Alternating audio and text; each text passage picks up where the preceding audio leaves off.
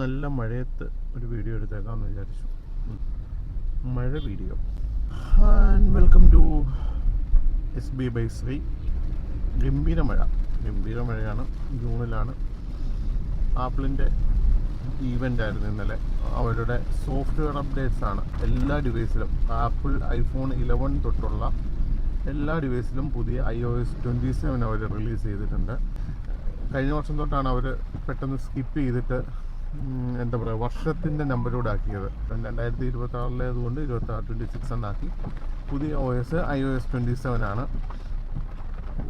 എന്താണ് ഏറ്റവും വലിയ ഇമ്പ്രൂവ്മെൻറ്റ് വെച്ചാൽ, 2 വർഷമായിട്ട് ആപ്പിൾ നാണം കെട്ട പരിപാടിയാണ് ആപ്പിൾ ഇൻ്റലിജൻസ് എന്ന് പറയുന്നത്. എന്ന് വെച്ചാൽ സാധാരണക്കാരന് പ്രാപ്യമായ ഒന്നല്ല. ഏതാണ്ട് ഭയങ്കര ഇംഗ്ലീഷൊക്കെ അറിയുന്ന കടുത്ത നോളജ് ഉള്ളവർക്കുള്ള മാത്രം എക്സ്പീരിയൻസ് ചെയ്യാൻ പറ്റുന്ന ഒന്നാണെന്നുള്ളതിൽ നിന്ന് ഡെയിലി ലൈഫിൽ നമ്മൾ വളരെ സിമ്പിളായിട്ട് എല്ലാവരും A to Z മനുഷ്യരും ഗൂഗിൾ സെർച്ചിൽ നിന്നൊക്കെ മാറി AI ഉപയോഗിക്കാൻ തുടങ്ങിയിട്ടുണ്ട്. അപ്പോൾ അതിനൊക്കെ മുമ്പ് ആപ്പിൾ ഇൻ്റലിജൻസ് ഇത് കൊണ്ടുവന്നപ്പോൾ അത് ഭയങ്കര ഒരു എന്താ പറയുക, ഇൻഡസ്ട്രിയെ പിടിച്ചു കുലുക്കുന്ന രീതിയിൽ അവർ അവതരിപ്പിച്ച സാധനങ്ങൾ, എസ്പെഷ്യലി സിരിയുമായിട്ട് ഇൻ്റഗ്രേറ്റ് ചെയ്തുകൊണ്ട് ഗംഭീരമായിട്ടാണ് അത് ചെയ്തത്. പക്ഷേ ആ സാധനം ഇറങ്ങിയില്ല. 16 എന്താ പറയുക, AIക്ക് വേണ്ടി മാത്രം നിർമ്മിച്ചാന്ന് അവരുടെ ടാഗ് ലൈൻ തന്നെ അങ്ങനെ ആയിരുന്നല്ലോ. എന്നിട്ടും അവർക്ക് ആ ഉദ്ദേശിച്ച രീതിയിൽ ആ സാധനം ഡെലിവർ ചെയ്യാൻ പറ്റാഞ്ഞതിൽ ആപ്പിളിനും പൊതുവെ വലിയ നാണക്കേടായിരുന്നു. എന്തായാലും ഇത്തവണ അവർ ആ നാണക്കേട് മാറ്റാൻ വേണ്ടി ശ്രമിക്കുക. ആപ്പിൾ ഇൻ്റലിജൻസിന് പറ്റുന്ന ഏറ്റവും നല്ല പാർട്ട്ണറായിട്ട് ശരിക്കും ആപ്പിള് നമ്മൾ ശത്രുക്കളാണെന്ന് വിചാരിക്കുന്ന ആൻഡ്രോയിഡ് നിർമ്മിക്കുന്ന ഇതിൻ്റെ മുതലാളിയായ ഗൂഗിൾ ഉണ്ടാക്കുന്ന ഗൂഗിൾ ജെമിനൈ ആണ് ഇത്തവണ ബായ്ക്കൻ്റ് ആവുന്നത്. അപ്പോൾ ജെമിനയുടെ കേപ്പബിലിറ്റി നമുക്കറിയാം. പുതിയ സിരി അടിമുടി മാറിയിട്ട് ശരിക്കും പക്ക ജെമിനയുടെ, അപ്പോൾ നമുക്ക് എക്സ്പീരിയൻസ് ഉള്ള കാര്യങ്ങൾ, സിനിമ മീൻസ് വീഡിയോ നിർമ്മിക്കാനും ഒക്കെ പറ്റും.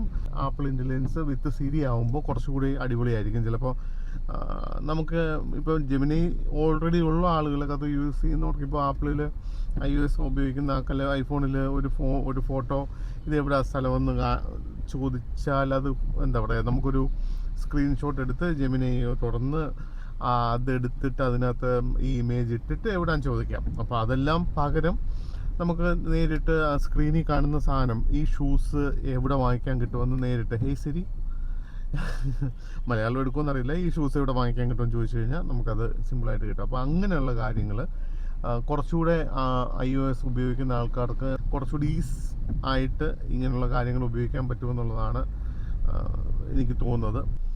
കുട്ടികൾക്ക് ഏത് ആപ്പ് അവർ ഉപയോഗിക്കണം, ആരോടൊക്കെ സംസാരിക്കണം എന്നുള്ളതൊക്കെ ഒന്ന് എന്താ പറയുക, കൺട്രോൾ ചെയ്യാൻ വേണ്ടിയിട്ട് ഒരു പേരൻ്റൽ കൺട്രോൾ പോലെ പുതിയ OSലുണ്ട്.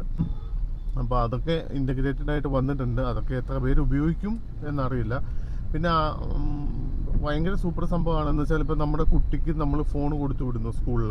ഇപ്പോൾ സ്കൂൾ ടൈമിൽ ഏതൊക്കെ ആപ്ലിക്കേഷൻ അവർക്ക് പഠിക്കാനുള്ള ആപ്ലിക്കേഷൻസ് എന്ന് വെച്ചാൽ, ഇപ്പോൾ വിദ്യാഭ്യാസത്തിന് സഹായിക്കുന്ന ആപ്പ്, ഓൺലൈൻ ആപ്പുകളോ XY നമ്മൾ ഡിസൈഡ് ചെയ്യുന്ന ആപ്പ് മാത്രമേ അവർക്ക് 10 മുതൽ 4 വരെ ഉപയോഗിക്കാൻ പറ്റുള്ളൂ.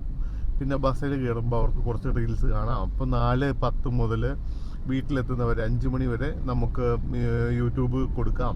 യൂട്യൂബിൽ തന്നെ ഏതൊക്കെ കണ്ടന്റ് കാണണം, 18+ എന്ന് പറയുന്നതോ അല്ലെങ്കിൽ 13+ എന്ന് പറയുന്നതോ ഒക്കെ നമുക്ക് ഡിസൈഡ് ചെയ്തിട്ട്, അപ്പോൾ അതിനകത്ത് ഏതെങ്കിലും രീതിയിലുള്ള എന്താ പറയുക ന്യൂഡിറ്റിയോ അങ്ങനെയൊക്കെ വരുവാണെങ്കിൽ അത് മാസ്ക് ചെയ്ത് പോകുന്ന രീതിയിൽ ഫ്യൂച്ചറിൽ നമ്മളെല്ലാതും നല്ലതുപോലെ ഉപയോഗിക്കും. അത് ഒരു മേജർ അപ്ഡേറ്റ് ആണ് പുതിയ OSൽ.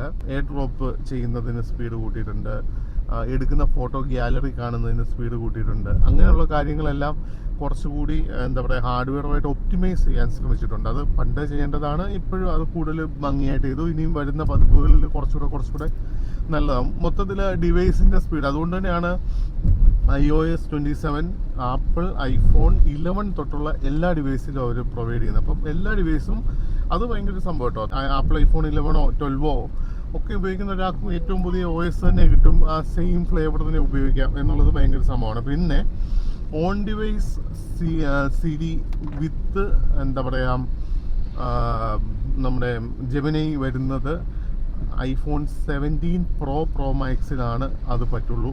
AI സിരി ഇത് പക്ഷേ 12 GB റാമുള്ള ഏറ്റവും പുതിയ വെർഷനായ iPhone 17 Air, പിന്നെ ഈ പറഞ്ഞ 17 Pro Max പ്രോ ഇതിലേ പറ്റുള്ളൂ. അതൊരു ഭയങ്കര മിസ്സിങ് ആയിരിക്കും ചിലപ്പോൾ ബാക്കിയുള്ള ഉപഭോക്താക്കളെ സംബന്ധിച്ച്. എനിവേ ബാക്കിയെല്ലാം എനിക്കൊന്ന് ഓൺ ഡിവൈസ് ആയിരിക്കില്ല. എന്താ പറയുക, മാക്ബുക്കിലും ബാക്കി അങ്ങനത്തെ ഡിവൈസിലെല്ലാം ആയിരിക്കും ഓൺ ഡിവൈസ് സിരി വരുന്നത്. എന്തായാലും വെയിറ്റിംഗ് ഫോർ ന്യൂ iOS. എന്തായാലും കണ്ടു നോക്കാം അല്ലേ. Thank you for watching.